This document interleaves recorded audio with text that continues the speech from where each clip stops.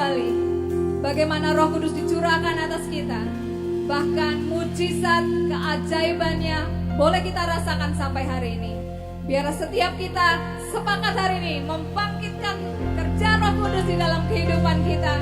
Dan biarlah namanya diagungkan dan dimuliakan. Keajaiban terjadi di tengah-tengah kita. Haleluya, haleluya. Mari puji Dia.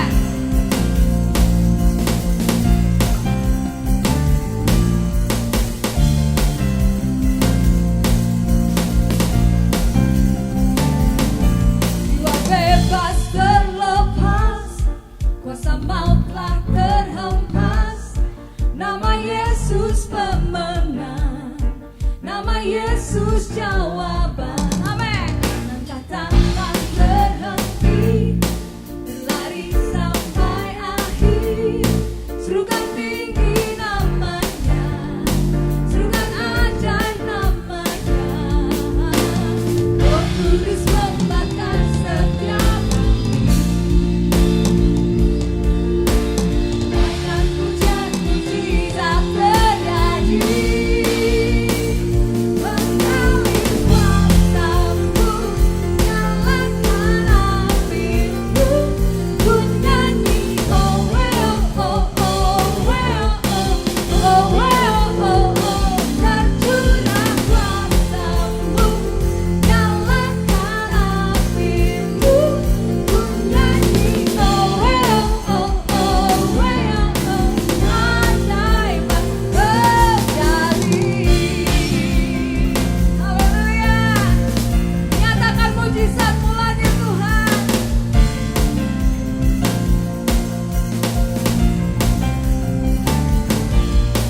Takkan terhenti, berlari sampai akhir. Serukan tinggi namanya, serukan ajaib namanya. Roh Kudus membakar setiap hati. Amin. Naikkan pujian mujizat terjadi. Mengalir kuasamu, nyalakan apimu. Ku nyanyi oh well oh oh well oh well oh oh. Tercurah kuasamu, nyalakan apimu. Ku nyanyi oh well oh oh well. Keajaiban terjadi. Haleluya, haleluya. Mari menyanyi bersama-sama dengan kami di sini. Serukan. Oh well, oh oh well, oh. Oh well, oh oh well, oh. Haleluya. Oh well, oh oh well, oh. Oh well, oh oh well, oh.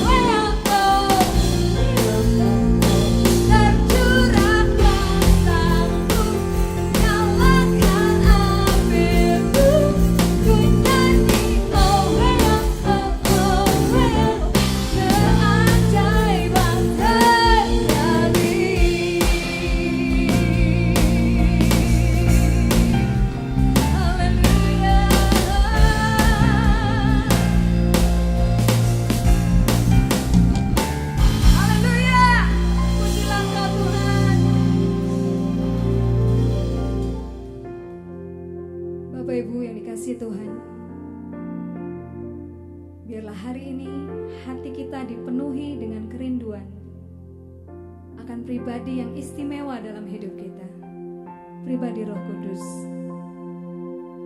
Mari mengingat betapa indahnya ketika kita pertama kali menerima Yesus sebagai Tuhan dan Juru Selamat, dan Roh Kudus hadir di dalam hidup kita. Nyatakanlah pada pribadi itu kerinduan hati kita akan pribadinya. Haleluya. Datang Roh Kudus, kau ku rindu, dengan minyak yang baru urapiku, mengalir penuhiku, mengalir pulihkanku. Kuasa-Mu bebaskan hidupku. Datang Roh Kudus, kau ku rindu, dengan minyak yang baru urapiku, mengalir penuhiku, mengalir pulihkanku. Kuasa-Mu bebaskan hidupku.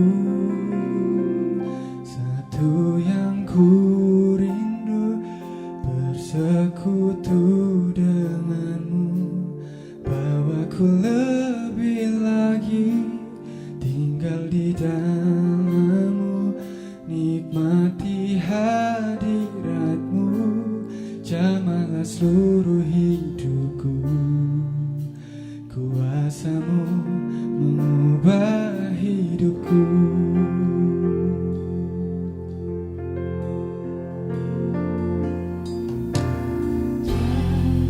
Roh Kudus, kau ku rindu,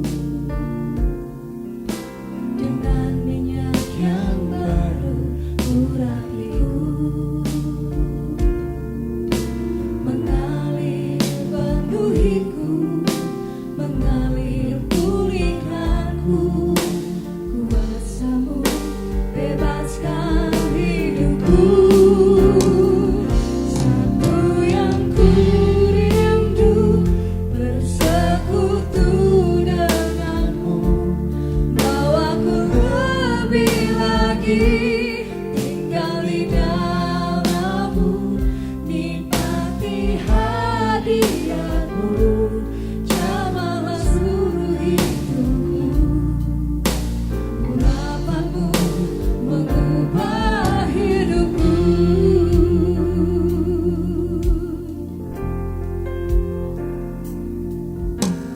Datang Roh Kudus, kau ku rindu,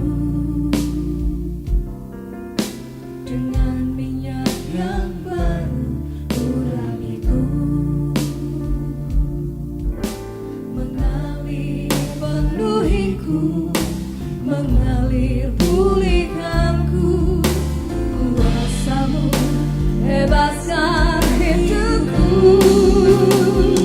Satu yang ku rindu, bersekutu denganmu, bawaku lebih lagi tinggal di dalam-Mu, nikmati hadirat-Mu, jamahlah seluruh hidupku.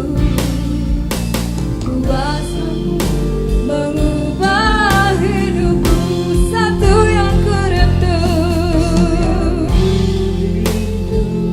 bersekutu denganmu, bawaku lebih lagi tinggal di dalam-Mu, nikmati hadirat-Mu, jamahlah seluruh hidupku. Urapan-Mu mengubah hidupku.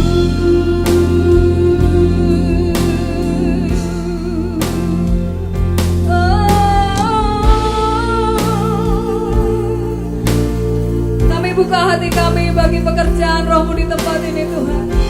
Kami sangat-sangat merindukan Engkau. Kami sangat sangat merindukan hadirat-Mu lebih dalam lagi menjamah setiap kami Tuhan. Kami merindukan pribadi-Mu ya Roh Kudus. Kami merindukan-Mu Tuhan. Oh, kami merindukan-Mu.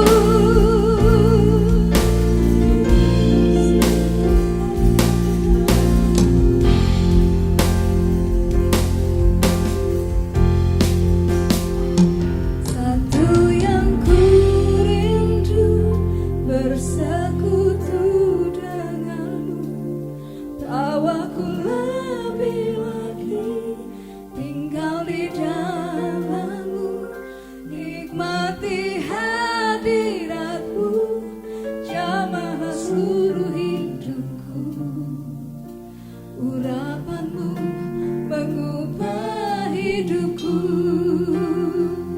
Satu yang ku rindu bersekutu denganmu, bawaku lebih lagi tinggal di dalammu, nikmati hadiratmu, jamah seluruh hidupku, urapanmu mengubah hidupku.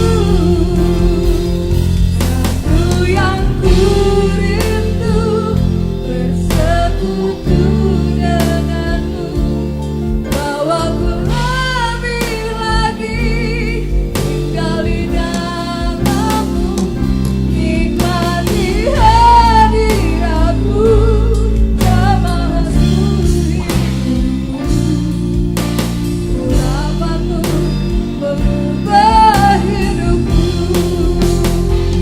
Satu yang ku rindu bersekutu denganmu, bawaku lebih lagi tinggal di dalammu, nikmati hadiratmu, jamah seluruh hidupku, urapanmu mengubah hidupku,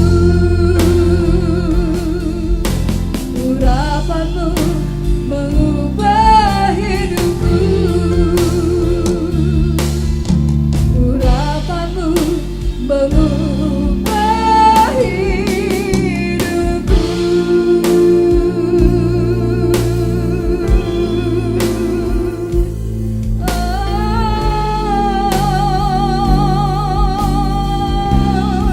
Urapi kami Tuhan, jamah setiap kami lagi, jamah setiap kami lagi.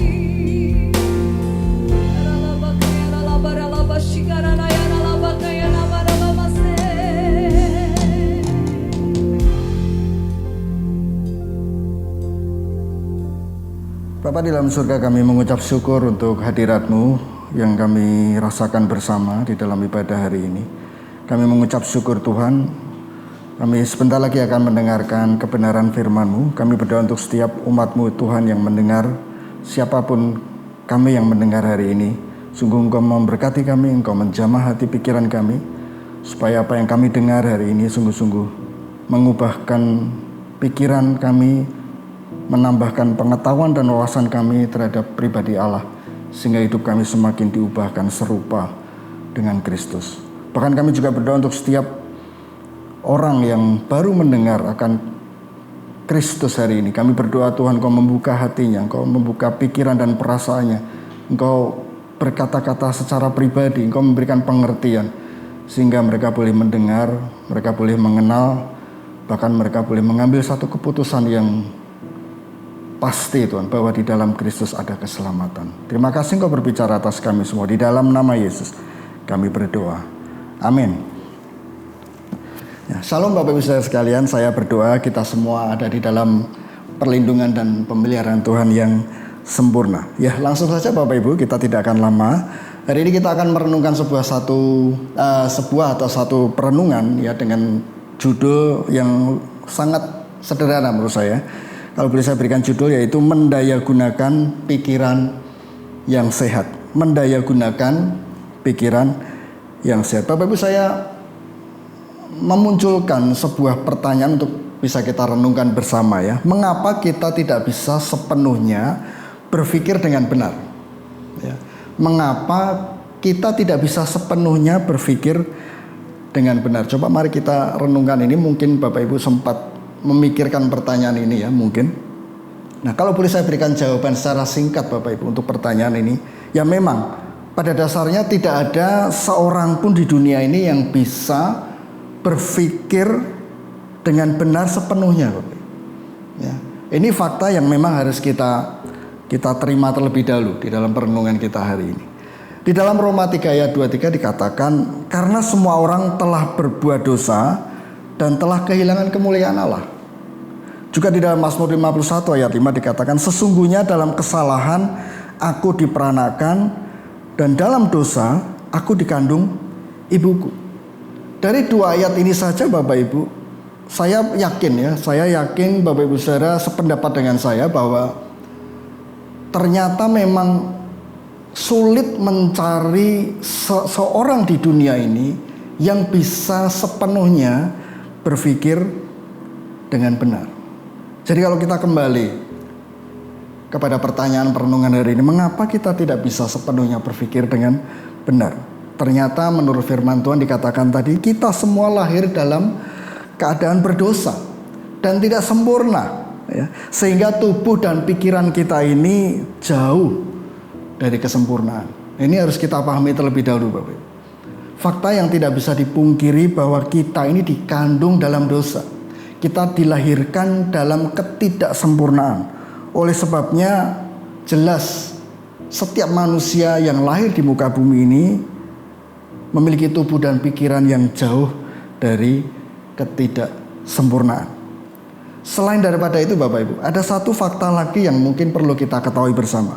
Bahwa banyak di antara kita dulu ya, mungkin Bapak Ibu saudara mengalami seperti apa yang saya alami sebelum kita mengenal pribadi Kristus, sebelum kita kenal firman Tuhan, sebelum kita kenal Alkitab ya.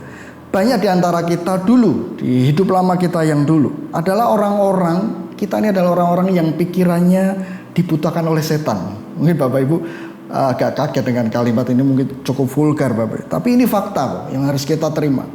Bahwa dulu kita adalah orang-orang yang pikirannya itu dibutakan oleh setan.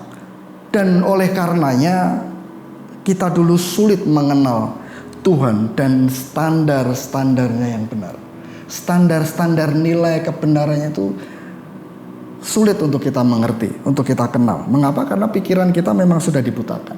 Nah, saya berikan dua ayat untuk kita bisa pahami bersama. Bapak Ibu, hari ini saya akan sampaikan banyak ayat-ayat firman Tuhan. Bapak Ibu bisa catat nantinya ya. Di dalam 2 Korintus 4 ayat 4 dan di dalam Titus 3 ayat 3 dikatakan di sana, mereka itu adalah orang-orang yang tidak percaya, yang pikirannya telah dibutakan oleh ilah zaman ini, sehingga mereka tidak melihat cahaya Injil tentang kemuliaan Kristus yang adalah gambaran Allah.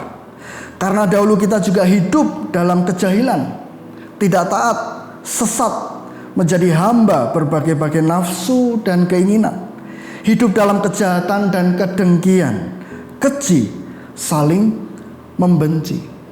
Dari dua ayat ini Bapak Ibu, kita semakin mengenal siapa diri kita sesungguhnya. Jadi ternyata dan terbukti bahwa jika kita mendasarkan keputusan pemikiran kita hanya pada apa yang kita rasa benar dan mungkin kita pikir masuk akal, bisa saja Bapak Ibu kita tertipu oleh diri kita sendiri. Meskipun kita sudah memikirkannya baik-baik. Ada satu ayat lagi yang bisa saya sampaikan kepada Bapak Ibu. Mengapa sebaiknya kita tidak mendasarkan keputusan-keputusan penting dalam kehidupan kita bukan hanya kepada apa yang kita rasa benar dan kita pikir masuk akal. Ya, di dalam Amsal 14 ayat 12 dikatakan, ada jalan yang disangka orang lurus tetapi ujungnya maut. Ini fakta kebenaran, nilai standar yang dari Tuhan sendiri. Ya. Jika Bapak Ibu ingin mengenal Yesus Kristus lebih dalam, pahami firman ini. Ya. Hati-hati mulai hari ini kita jangan bersandar Kita jangan mendasarkan setiap keputusan-keputusan penting dalam hidup kita hanya pada apa yang kita rasa benar dan masuk akal. Firman Tuhan katakan ada jalan yang disangka orang lurus, tetapi ujungnya justru menuju kepada kebinasaan.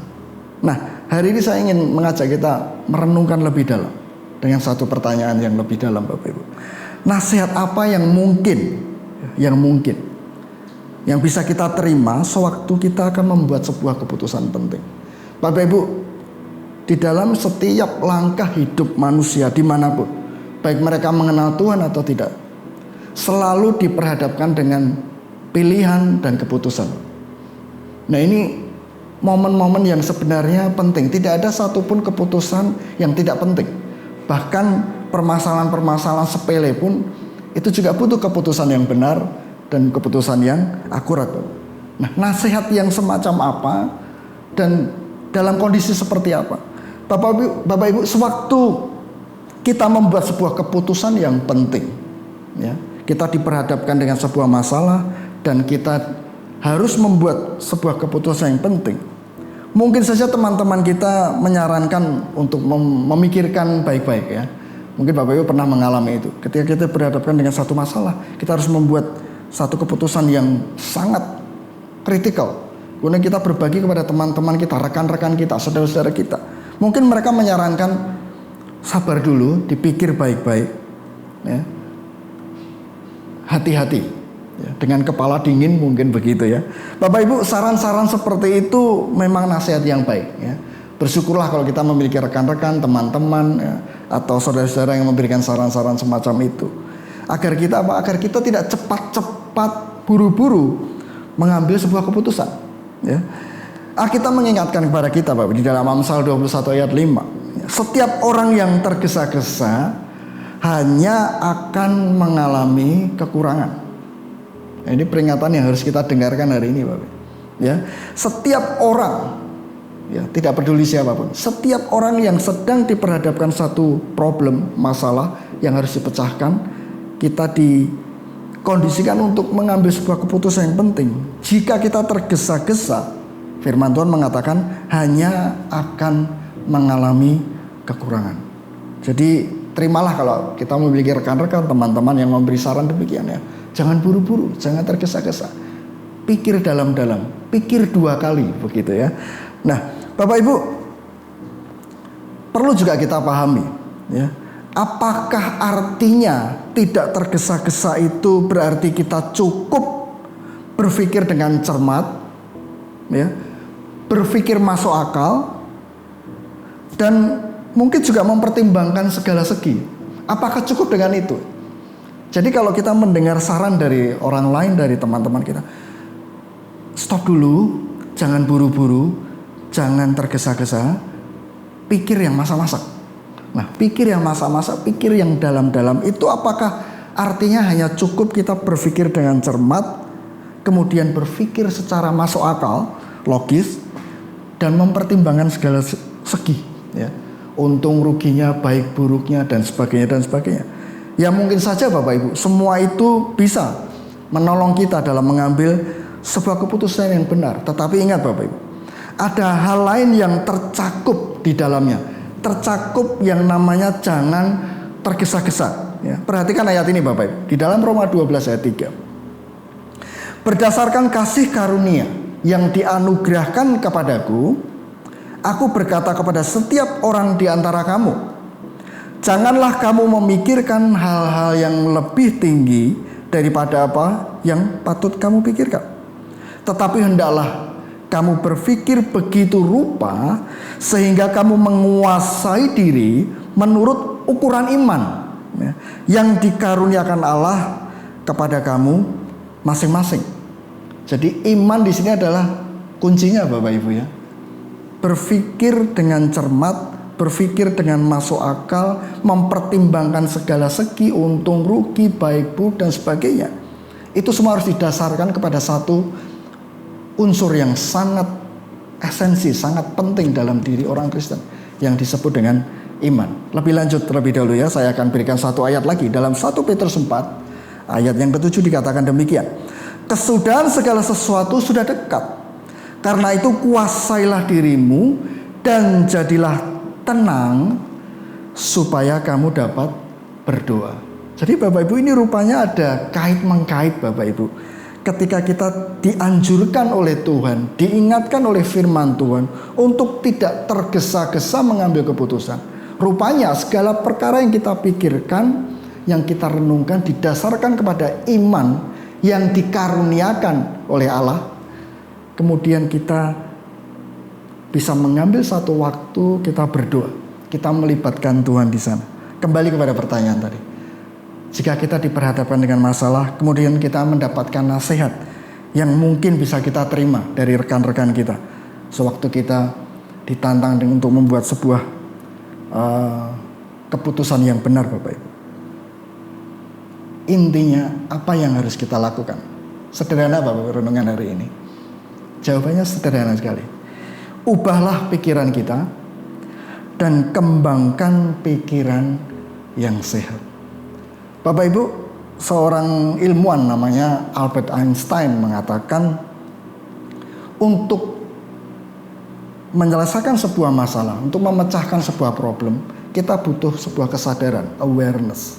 Tetapi untuk memecahkan masalah yang baru, tidak cukup dengan awareness, kesadaran yang terdahulu. Artinya kesadaran itu harus dikembangkan Bapak Ibu. Bapak Ibu, contoh saja Bapak Ibu. Kalau zaman dulu mungkin kita memiliki satu masalah Bapak Ibu ya. Contoh saja misalnya kalau televisi, kita memiliki televisi zaman dulu ya, televisi masih tabung begitu ya. Kalau misalnya televisi kita tiba-tiba mati, masalahnya bisa dipecahkan dengan gampang Bapak. Yaitu akinya harus di-strom. Zaman dulu masih pakai aki. Mungkin anak muda sekarang belum pernah mengalami itu ya. Zaman dulu pakai aki seperti aki truk gitu ya, atau aki mobil ya.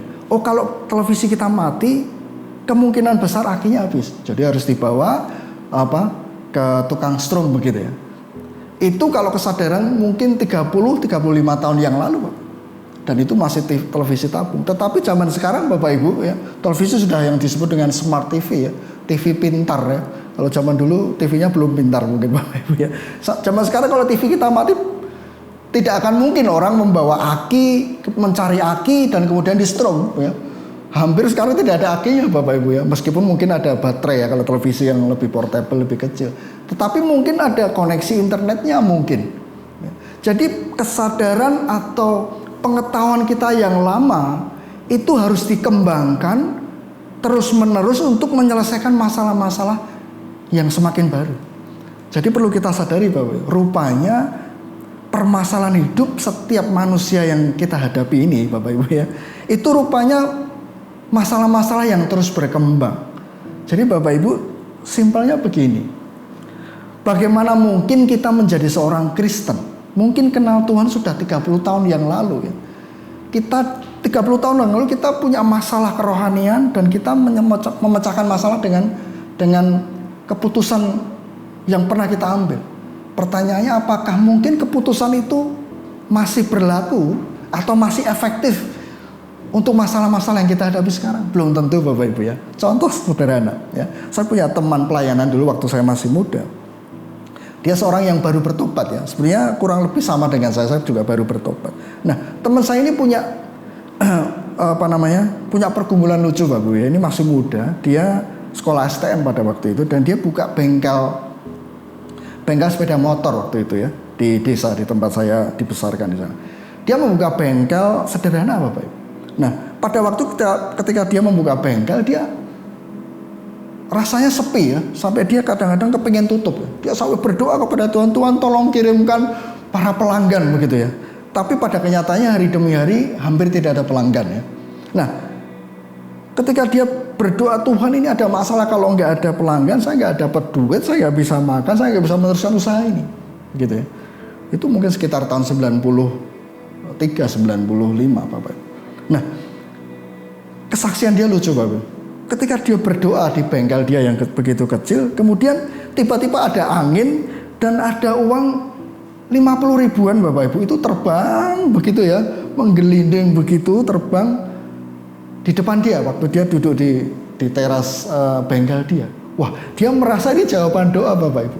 Dan benar, menurut dia, menurut kawan saya ini, dengan berkat 50.000 yang dikirimkan oleh Tuhan, kata dia ya, melalui angin pada waktu itu sungguh-sungguh membuat dia bisa bertahan.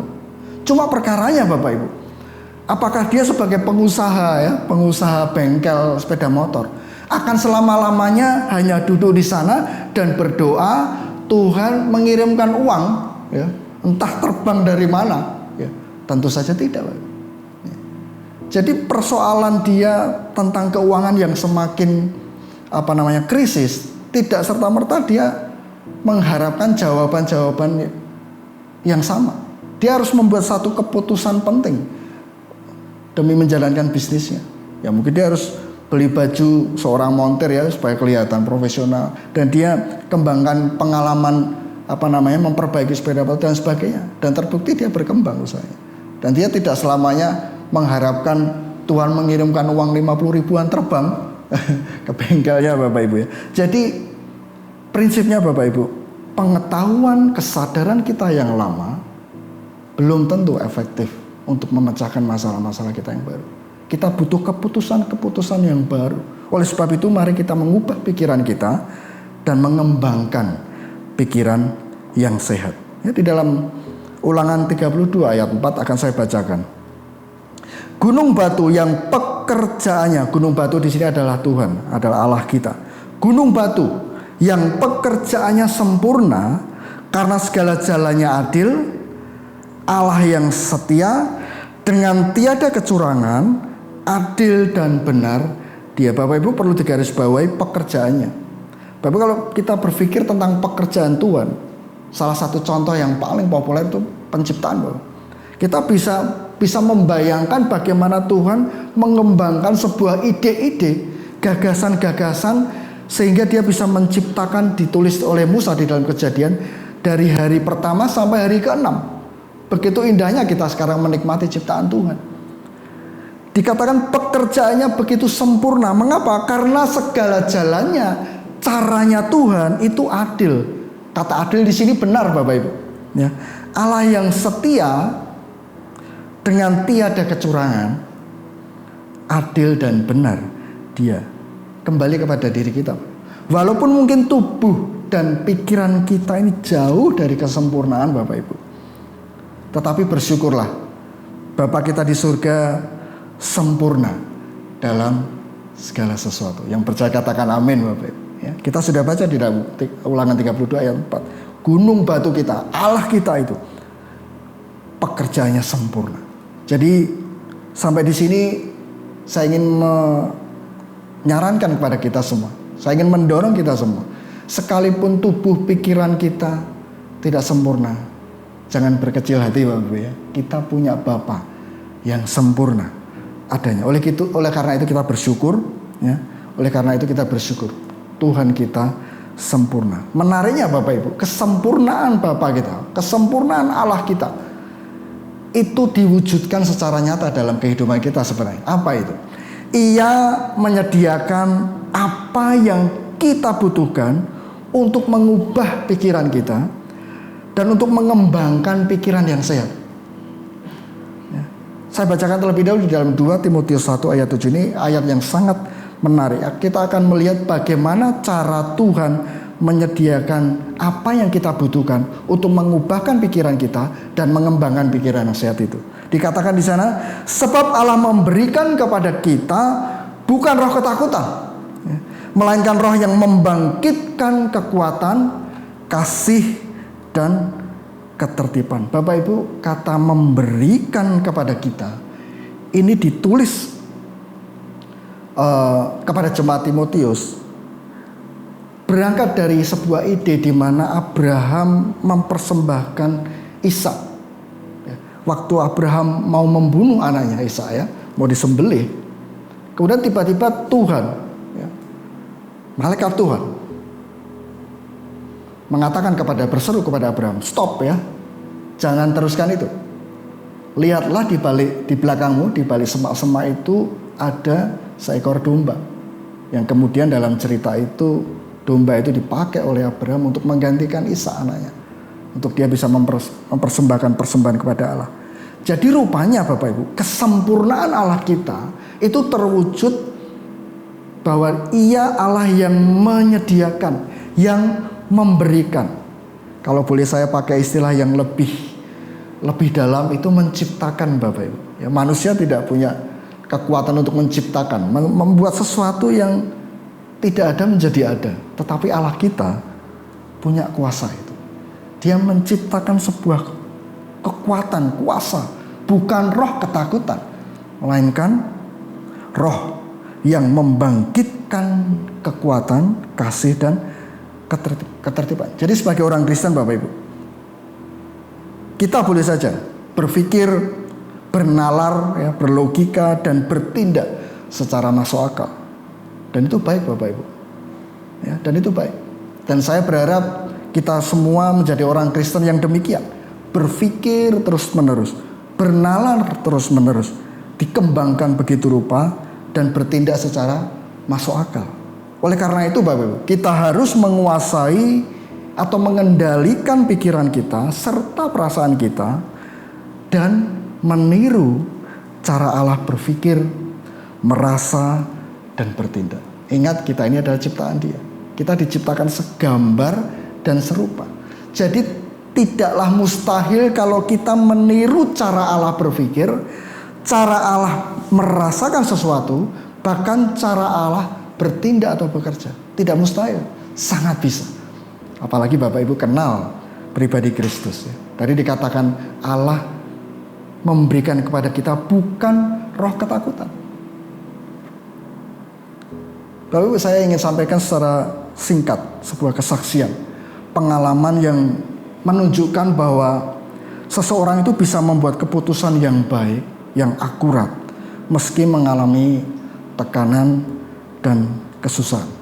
Bapak Ibu, ketika saya baru saja lulus kuliah dulu ya di Jogja sekitar tahun 97-98, saya kenal seorang pemuda.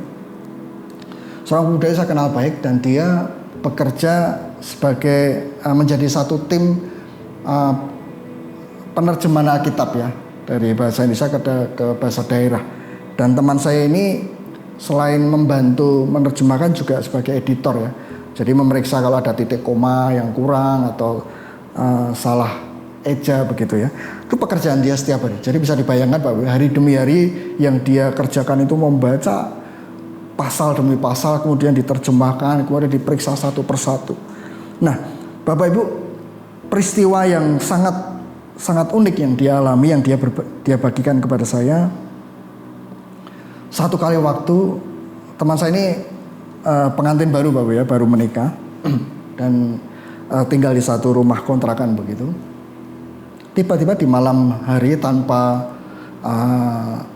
angin, tanpa apa yang tidak diharapkan sama sekali, dia terima telepon dari seorang, yaitu teman di pelayanan di gereja. Dia seorang pelayan juga di gereja di desa di mana teman saya ini melayani sana. Lucunya Bapak, menurut kesaksian dia, di telepon itu tiba-tiba teman saya ini dimarahi begitu rupa. Dia dimarahi begitu rupa oleh teman pelayanannya. Dengar-dengar katanya ada masalah yang membuat gereja itu malu oleh karena dia. Jadi marah begitu rupa di telepon kata dia. Nah, kemudian saya bertanya kepada dia, sebenarnya masalahnya apa? Nah, dia berkata kepada saya itu tidak bisa menginterupsi kemarahan teman saya ini di telepon ya. Saya bermaksud bertanya, ini masalahnya apa dan sebenarnya tentang apa? Jadi karena sudah begitu emosi mungkin ya di telepon itu, kata-kata itu membanjiri ya di telinga dia begitu rupa, sehingga dia akhirnya ya udah, saya tidak usah bertanya, saya mendengarkan saja. Wah, Bapak Ibu, menurut cerita dia, kemarahan itu begitu rupa sehingga sampai dia rasanya sedih sekali. Bahkan yang membuat sedih bukan apa yang dia dengar terhadap dirinya, tetapi terhadap istrinya. Rupanya istrinya diminta untuk terima telepon juga. Kemudian istrinya mendengarkan, sama rupanya tidak bisa bicara dan hanya mendengar. Kemudian melihat istrinya dengan memegang gagang telepon itu mengeluarkan air mata. Sedih sekali. Nah, kemudian tanpa tahu, tanpa mengerti apa sebenarnya duduk masalahnya, dia harus menerima itu, Bapak Ibu. Kemudian dia bertanya kepada saya dan mungkin juga teman-teman dia yang lain, saran apa sih sebetulnya yang harus aku lakukan, Bapak Ibu? Ya, saya dan mungkin teman-teman dia memberi saran yang macam-macam, Bapak Ibu, dari A sampai Z begitu. Tapi kemudian menurut kesaksian dia kepada saya, yang dia alami tidak mudah, Bapak Ibu. Setiap kali dia ke gereja, dia sudah tidak diberikan kesempatan melayani di sana. Ya. Banyak temannya juga, selain saya juga ya menganjurkan, udahlah kamu tidak usah ke gereja itu dulu, mungkin cari gereja yang lain, ya, carilah udara segar dulu ya. Tapi rupanya dia nggak mau. Dia mau tetap di sana menghadiri ibadah dan persekutuan-persekutuan selain hari Minggu. Tetapi yang dia terima, perlakuan itu lucu, Bapak. Perlakuan yang dia terima dicuekin, Bapak Ibu ya. Dicuekin, tidak diberikan kesempatan untuk pelayanan. Tetapi yang membuat dia bertahan lebih dari 1 tahun dia alami seperti itu bersama istrinya, itu Mazmur 37 ayat 1. Dikatakan di sana, Bapak, ini yang dia baca kepada saya. Jangan marah karena orang yang berbuat jahat. Jangan iri hati kepada orang yang berbuat curang. Sebab mereka segera lisut seperti rumput dan layu seperti tumbuh-tumbuhan hijau. Percayalah kepada Tuhan dan lakukanlah yang baik. Diamlah di negeri dan berlakulah setia. Dan bergembiralah, ini sulit Bapak Ibu, dan bergembiralah karena Tuhan. Maka ia akan memberikan kepadamu apa yang diinginkan hatimu. Serahkanlah hidupmu kepada Tuhan dan percayalah kepadanya, dan ia akan bertindak. Ia akan memunculkan kebenaranmu seperti terang dan hakmu seperti siang. Bapak Ibu, saya membayangkan, memposisikan diri saya pada diri dia.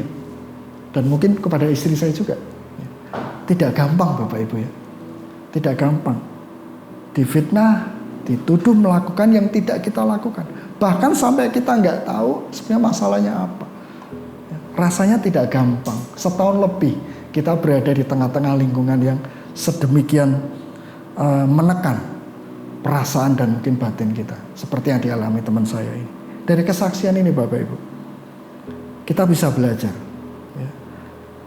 Kita bisa ditunjukkan melalui kesaksian ini bahwa menggunakan pikiran yang sehat tidak hanya berarti mengikuti apa yang kita atau orang lain rasa benar dan masuk akal.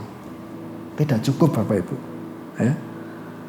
Pikiran dan hati kita yang tidak sempurna itu ibarat ya, bagaikan jam dinding ya. Jam dinding yang bisa saja terus bergerak jarumnya, tetapi tanpa kita sadari ada satu waktu dia akan terlalu cepat atau mungkin terlalu lambat. Bapak mungkin sulit membayangkan jam ya. Kalau hari-hari ini kita pakai smartphone ya, di rumah saya pun sekarang tidak ada jam dinding ya. Kami pakai smartphone.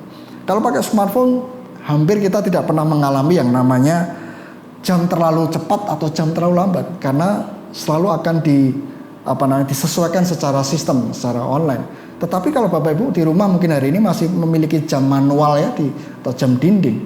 Bapak Ibu pernahkah Bapak Ibu sadari, satu kali waktu jam itu akan terasa terlalu cepat atau terlalu lambat ya. Saya ingat waktu kecil ya, selalu saya diingatkan oleh ibu saya, tolong itu ya diperiksa jam dindingnya yang di atas televisi itu sudah sesuai atau tidak. Caranya bagaimana pada waktu itu Bapak Ibu? Itu setiap jam 9 malam ada siaran berita di televisi Republik Indonesia ya, TVRI pada zaman itu. Nah itu kan ada jamnya itu.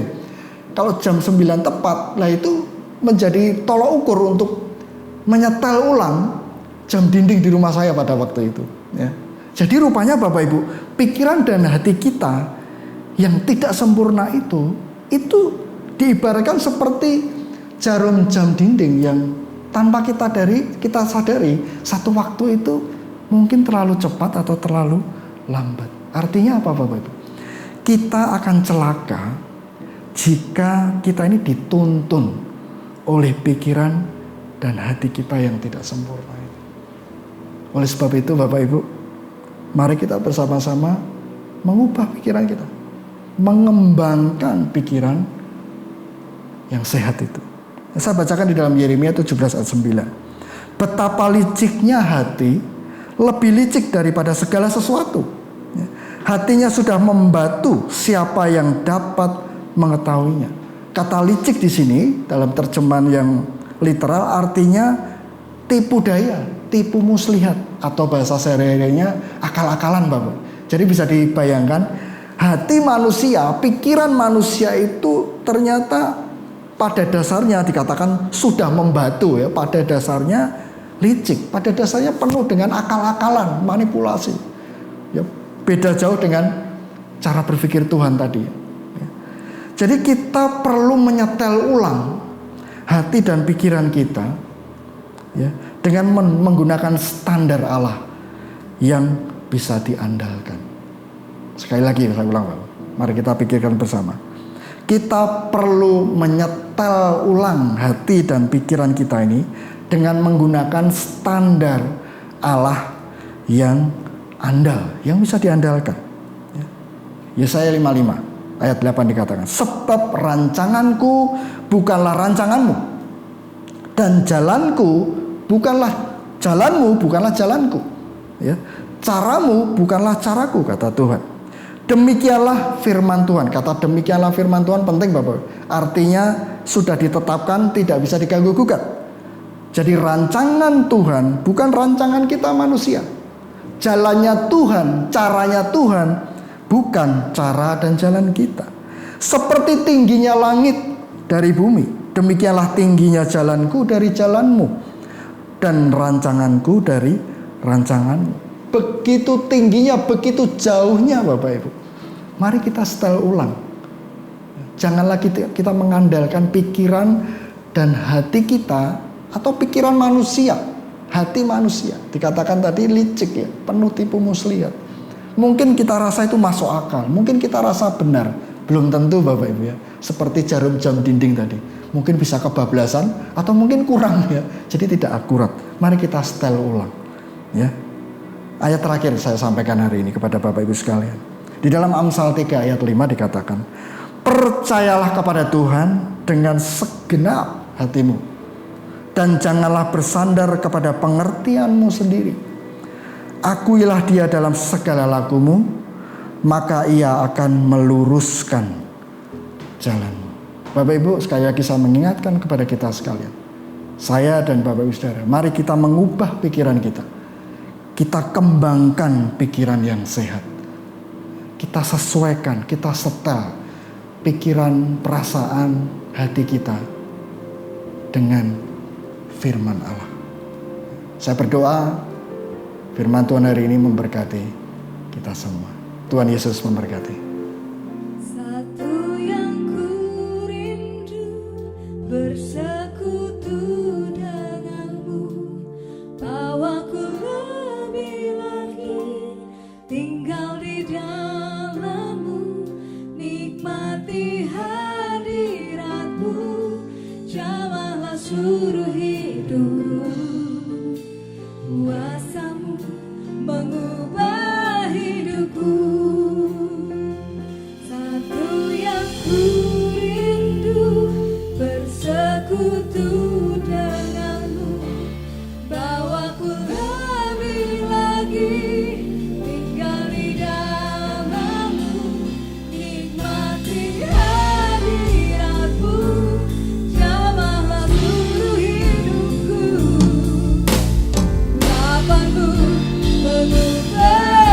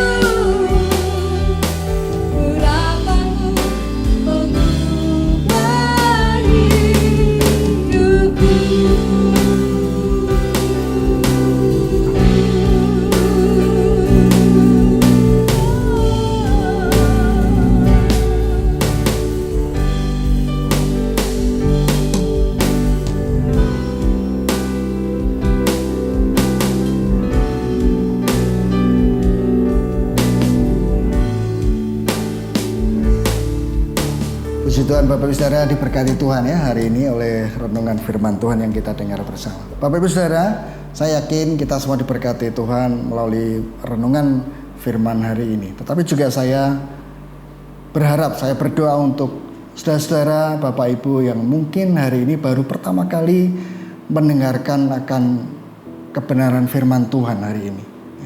Izinkan saya berdoa bagi Bapak Ibu Saudara hari ini. Dan izinkan saya memberitahu Bapak Ibu Saudara bahwa hati dan pikiran Bapak Ibu Saudara hari ini sungguh-sungguh sangat berharga bagi Tuhan. Hidup Bapak Ibu Saudara menjadi hidup yang begitu diperjuangkan oleh Allah. Tuhan yang kita sembah yang namanya Yesus Kristus, Tuhan yang pengasih dan penyayang. Dia mengejar kasih Bapak Ibu Saudara sampai kematian. Oleh sebab itu hari ini buka hatimu, buka pikiranmu, dengarkan apa yang dia katakan kepada Bapak Ibu Saudara. Jangan abaikan undangan dia. Hari ini Yesus mengundang Bapak Ibu Saudara untuk datang kepada dia. Dia rindu Bapak Ibu Saudara menerima keselamatan yang dari dia. Agama apapun, termasuk agama Kristen, percayalah Bapak Ibu, tidak menyelamatkan hidupmu. Hanya keputusanmu untuk menerima dia, menerima Yesus sebagai juru selamatmu, itu yang akan menolong Bapak Ibu Saudara diselamatkan. Izinkan saya berdoa untuk kita semua. Mari kita berdoa. Tuhan, hamba berdoa untuk setiap umat-Mu yang hari ini sudah mendengarkan kebenaran firman. Kami percaya firman-Mu berkata-kata secara pribadi bagi kami sekalian. Bahkan kami berdoa untuk setiap saudara-saudara kami hari ini yang baru mendengar pemberitaan firman. Tuhan, Engkau menolong mereka. Bapak Saudara, kalau Engkau hari ini baru pertama kali, Engkau bisa mengikuti doa saya ini. Tuhan, aku buka hatiku, buka pikiranku. Aku menyesali akan dosa-dosaku. Aku adalah orang yang berdosa. Dan aku percaya aku tidak akan bisa diselamatkan dengan kebaikanku, dengan amal perbuatanku. Itu tidak cukup bagiku. Aku butuh pertolongan yang lebih besar daripada itu. Dan hari ini aku temukan pribadimu, yaitu Yesus Kristus, Sang Juru Selamat sejati itu. Aku buka hati pikiranku. Datanglah, masuklah dalam hidupku. Aku menjadikan Engkau Tuhan dan Juru Selamat bagi hidupku. Aku percaya di dalam Engkau ada keselamatan. Di dalam nama Yesus. Bapak Saudara, mari kita berdoa bersama untuk bangsa dan negara kita. Tuhan, kami satukan hati, kami berdoa untuk bangsa dan negara kami yang kami kasih ini. Kami berdoa kesejahteraan, kedamaian selalu Tuhan sediakan bagi kami sekalian. Kami berdoa untuk setiap gereja dimanapun berada, di setiap provinsi, setiap daerah. Tuhan, Kau memberkati gereja-gereja Tuhan ini supaya menjadi saksi, menjadi cahaya yang dipakai Tuhan untuk memancarkan kasih Tuhan dan kemuliaan Tuhan bagi sekitarnya. Kami berdoa untuk pemerintah kami dari pusat hingga ke daerah-daerah Tuhan. Kau memberkati mereka, keluarga mereka, apa yang mereka lakukan dalam tugas-tugas pelayanan mereka. Kami berdoa sungguh-sungguh mereka melakukan itu dengan takut akan Tuhan. Kami berdoa mereka sungguh-sungguh mempertanggungjawabkan apa yang mereka lakukan itu kepada Allah sendiri. Karena Engkau lah yang memiliki Indonesia ini. Engkau lah yang memiliki bumi ini Tuhan. Terima kasih Tuhan. Kami berdoa sungguh berkat-Mu melimpah atas Indonesia. Kami berdoa juga untuk setiap umat-Mu Tuhan yang hari-hari ini sedang bergumul. Baik dalam sakit penyakit, mungkin dalam kedukaan, dalam kesedihan, dalam kebingungan mungkin. Entah itu dalam hal finansial, pekerjaan, studi, apapun Tuhan. Kami berdoa tidak ada jalan lain selain di dalam Tuhan. Kami berdoa Engkau adalah jawaban atas setiap persoalan hidup kami. Engkau terangi pikiran kami semua Tuhan. Supaya kami tidak tergesa-gesa di dalam mengambil sebuah keputusan. Kami dipimpin oleh Tuhan. Firman Tuhan yang adalah firman kehidupan itu menolong kami, menerangi batin kami. Sehingga kami bisa berpikir seperti Allah berpikir. Kami merasa seperti Allah merasa. Bahkan kami bertindak seperti Allah bertindak. Terima kasih Tuhan, kami percaya Engkau menjawab setiap persoalan hidup kami. Bahkan Engkau memberikan kuasa kekuatan, bukan roh ketakutan, tetapi kekuatan yang selalu diperbarui di dalam kehidupan kami sebagai orang percaya. Terima kasih Tuhan. Mari coba Tuhan angkat tanganmu, buka hatimu, arahkan matamu, kerohanianmu kepada Tuhan. Kita terima berkat dari surga. Jemaat Tuhan kasih, Engkau adalah umat Tuhan. Engkau domba milik kepunyaan Allah sendiri. Terimalah berkat yang daripada Tuhan. Tuhan memberkati engkau dan melindungi engkau. Tuhan menyinari engkau dengan wajahnya dan memberikan engkau kasih karunia. Tuhan menghadapkan wajahnya kepadamu dan memberikan engkau damai sejahtera. Sepanjang minggu ke depan engkau akan diberkati Tuhan dan menjadi berkat bagi banyak orang. Tuhan menetapkan engkau menjadi kepala dan bukan ekor. Engkau akan terus berjalan semakin naik dan tidak turun. Segala perkara dalam kehidupanmu akan diperbuat Tuhan berhasil dan beruntung jika engkau menyertakan Tuhan dalam setiap langkah hidupmu. Terimalah berkat yang dari Tuhan, kasih yang dari Allah Bapa dan Tuhan Yesus Kristus, serta persekutuan Roh Kudus menyertai Bapak Ibu Saudara sekalian dari hari ini hingga Tuhan datang kedua kali. Di dalam nama Yesus semua percaya sama-sama katakan amin. Tuhan Yesus memberkati.